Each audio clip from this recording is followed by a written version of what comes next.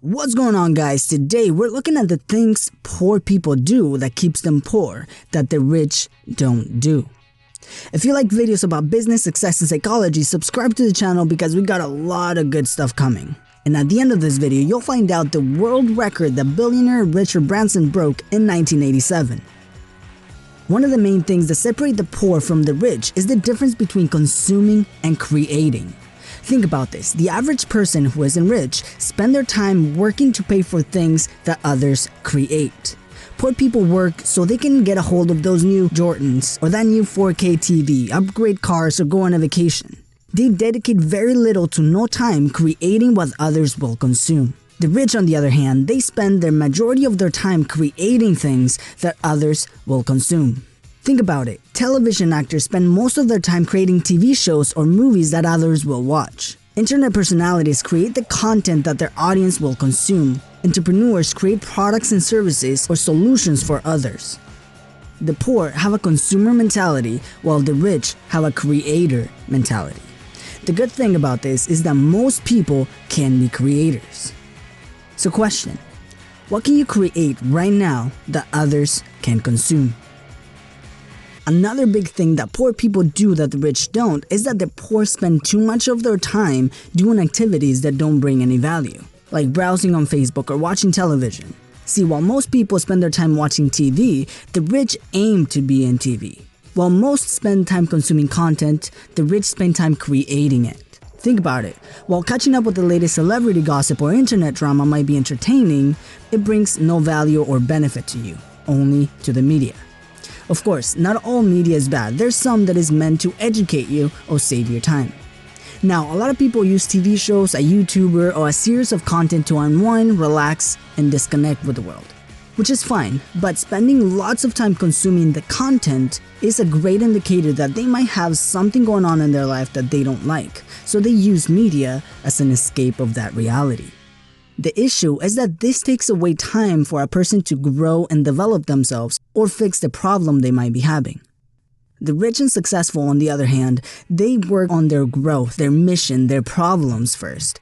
And then after, if they have any time left, they might consume some entertainment. Like I said, there's nothing wrong with consuming a little entertainment, but when it's used just for that, entertainment, not when it's used as an escape of reality. So second question, how many hours a week do you spend consuming media content compared to taking action in your life?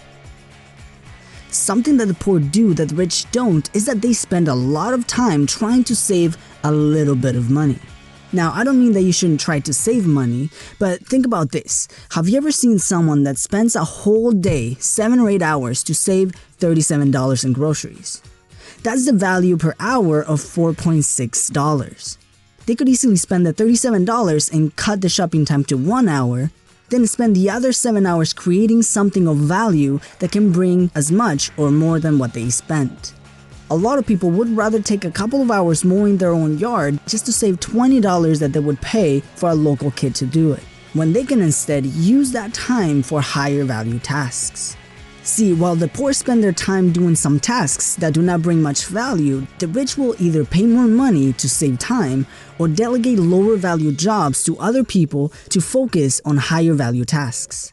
Like the rich say, why do the $10 an hour jobs when you can do the $1,000 an hour jobs?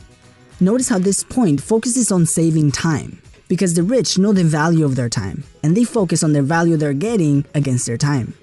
See, money is something that you can always get back. Time isn't, and for the rich, time is much more valuable than money. What can you do to free your time to make way for higher value, higher paying tasks? And here's a Richard Branson clue. After breaking his world record in 1987, which risked his life, he came back and broke his own record again in 1991. Can you guess what world record he broke? Write it in the comments below and see if you got it right. Have you ever met someone who tries to impress other people by trying to look rich? Something that seems to happen often is that poor people try to look richer than they actually are.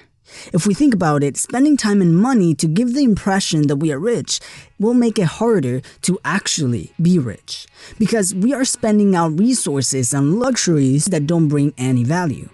The rich know that luxuries are just a side effect of success and not the ultimate goal. Most people who spend a big part of their hard-earned money on luxuries end up resenting those luxuries because they become a burden on their income. Instead of enjoying those luxuries, they become a burden in their life. Question number 4. Have you ever bought a luxury that later became a burden? Something that makes a huge difference between someone who is poor and someone who isn't is that the poor save money and just keep it, or don't save at all. The rich invest it. Now, I'm not saying that you should not save money. I definitely recommend you putting money away. But the real difference is that most people save money to either buy something later in the future, or they just keep it in a bank account doing nothing. Money that doesn't move doesn't have any value. Let me give you an example. If you inherit $1 million from a distant relative, you're happy, you got $1 million bucks. But there's a catch. You have to save it all and you can never spend it. You can never use it.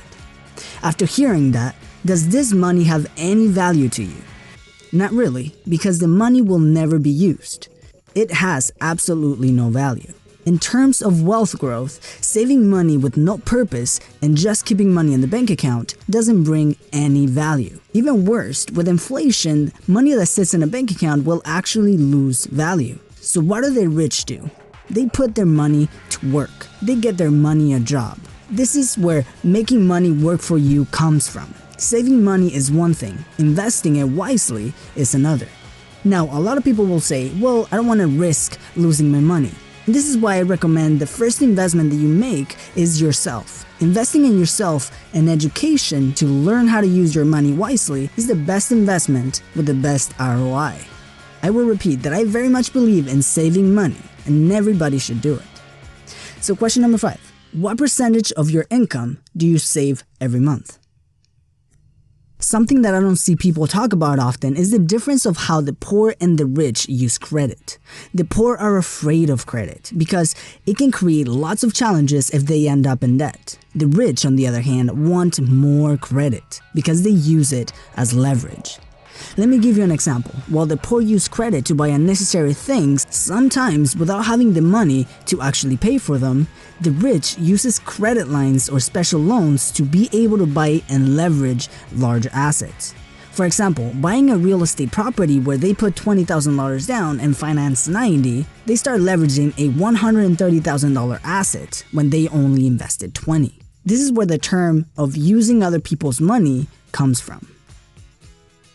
The average person generates their income through one source, usually their job, while the rich have multiple sources of income. This is a huge difference between the rich and the poor. See, most people are afraid of losing their job and their income for a good reason. That is the only one they have. See, one of the biggest stressors on a person is not having enough money or what would happen if they lost their source of income. But by having multiple sources of income can make it a little less stressful because even if something goes wrong and you lose one source of income, you have other streams that will bring money to buy you some time so you can rebuild and get back to where you were, making your life much less stressful. So question number 6, what can you do to build other sources of income?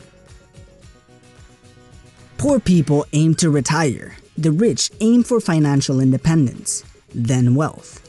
See, most people are looking to work 40 to 45 years in a decent paying job and look forward to the sweet image of retirement, where they get to leave their job and do what they wish at the age of 65.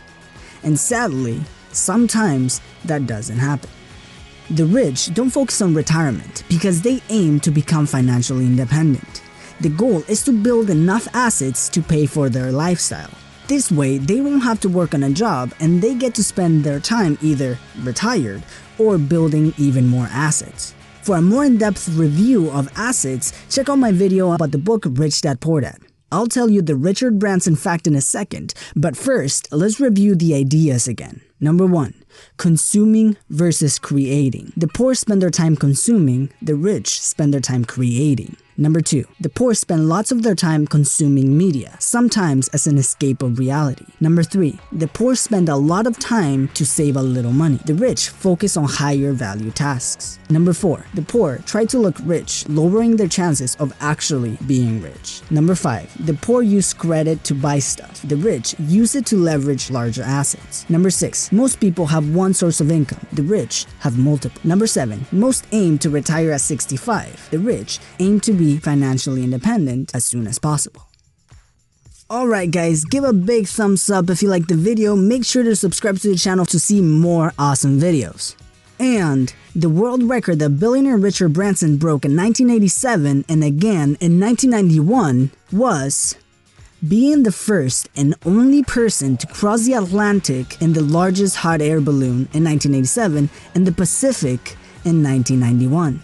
As always guys, thank you for watching and I'll see you in the next video.